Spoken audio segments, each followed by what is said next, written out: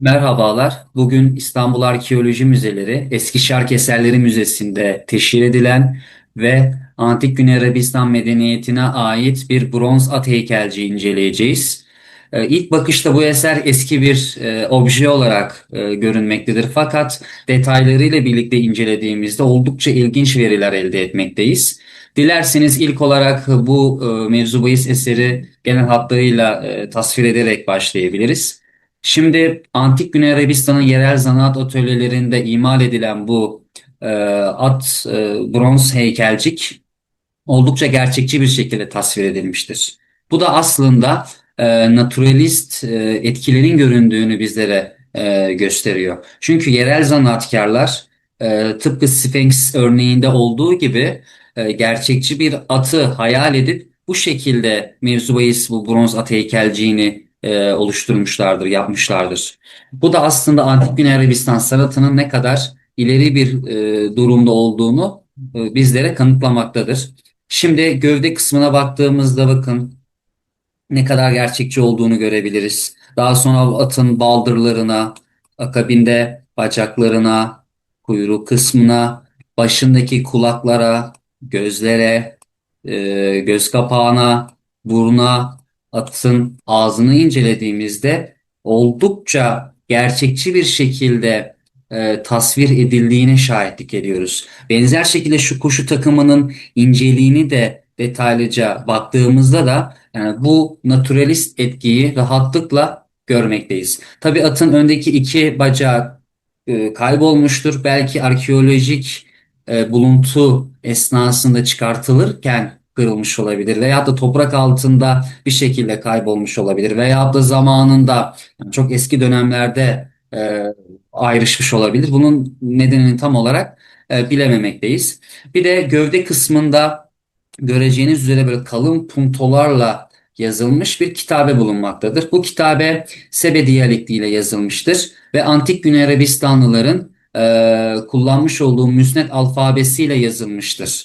Bu açıkçası oldukça önemlidir arkadaşlar. E, Bu yazıtı ilk olarak Alman şarkiyatçı Mortman Almanca'ya çevirmiş. Almanca üzerinden İngilizce'ye çevrilmiştir. Biz de arkadaşlar Almanca ve İngilizce çevirileri baz alarak bu yazıtı Türkçe'ye çevirdik. Bu arada bu yazıt sadece atın bu gövdesinin bu yüzünde bulunmamaktadır. Yazıtın devamı da görünmeyen arka yüzde de devam etmektedir. Şimdi bronz at heykelciğinin envanter numarası 7582'dir. Eski Şark Eserleri Müzesi'nde teşhir edilmektedir. Mortman çevirisi şu şekilde. Datbada'nın atı Lihajat'ın hediyesi. Şimdi arkadaşlar buradaki Datbadan'dan başlamak istiyorum. Datbadan Antik Güney Arabistan medeniyetinde güneş tanrıçasının adıdır. Şimdi İslam'dan önceki Güney Arapları putperest olmalarından dolayı çok tanrılı bir inanç sistemine sahiptiler. Bir panteon, bir tanrılar panteonu düşünelim. Bu tanrılar panteonunda işte birinci dereceden tanrılar, ikinci dereceden tanrılar, üçüncü dereceden tanrılar var. Yine her bir kabilenin kendisine ait özel tanrıları mevcut. Yine bazen şehirlerin kendisine ait tanrıları mevcut. Başlangıçta siyasi birliğin ve bazen siyasi birliğin sağlanamamış olmasından dolayı e, e, oldukça parçacıklı bir tanrılar silsilesiyle karşılaşmaktayız. Şimdi Datbatı'nın bir tanrıça olduğunu söyledik. Ne tanrıçası? Güneş tanrıçası. Şimdi güneş ve ay gibi veyahut da diğer gezegenler, yıldızlar antik Güney Arabistanlar tarafından oldukça önemsenmiştir.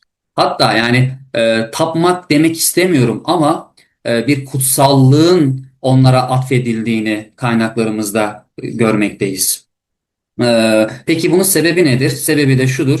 Şimdi Güney Arabistanlılar güneşe baktıklarında bir kere onun büyüklüğünden oldukça etkilenmişler ve özellikle de insanlığın, hayvanların ve bitkilerin yaşam kaynağının güneş olduğunu farkındalar. Evde tarımla uğraşan bu Güney Arabistanlılar güneşin de hayatlarında ne kadar önemli olduklarının farkında. Bu yüzden de güneşe bir kutsaliyet, bir kutsallık atfetmişlerdir.